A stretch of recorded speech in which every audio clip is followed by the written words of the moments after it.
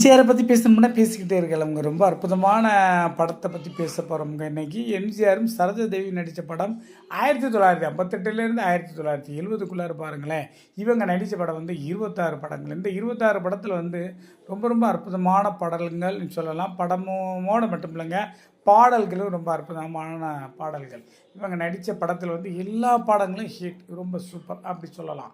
இவங்க வந்து வசூல் சாதனை படித்த படங்களை பற்றி பேசுவோங்க. முதல்ல வசூலாக ரொம்ப ரொம்ப ரொம்ப வந்து பெரிய வசூல் செய்த படம் அப்படி சொல்லணும்னா அன்பே வா படம் வந்து ரொம்ப அருமையான வசூல். அதே போல் நாடோடி மன்னன், இவங்க வந்து 1952 வந்து எம்ஜிஆர் சரோஜாதேவி நடித்த படம் வந்து நாடோடி மன்னன். இந்த நாடோடி மன்னனுக்கு அப்புறம் வந்து இரட்டை வேடத்தில் வந்து எங்கள் வீட்டு பிள்ளை இரட்டை வேடத்தில் வந்து நடிச்சிருக்காங்க எம்ஜிஆர்.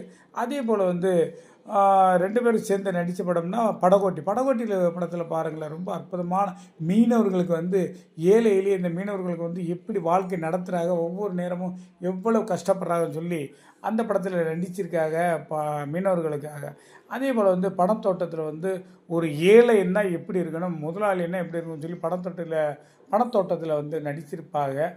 பிரியடத்து பெண் திருடாதே, தாய் சொல்லை தட்டாதே, அதே போல் தாயின் மடியில், அரசியலங்குமாரி, அப்புறமா வந்து குடும்பத் தலைவன், அதே போல் வந்து அரசியலங்குமாரி, கரங்கரை விளக்கம், இது போல் வந்து ரொம்ப ரொம்ப நல்ல நல்ல படம் சொல்லலாமுங்க.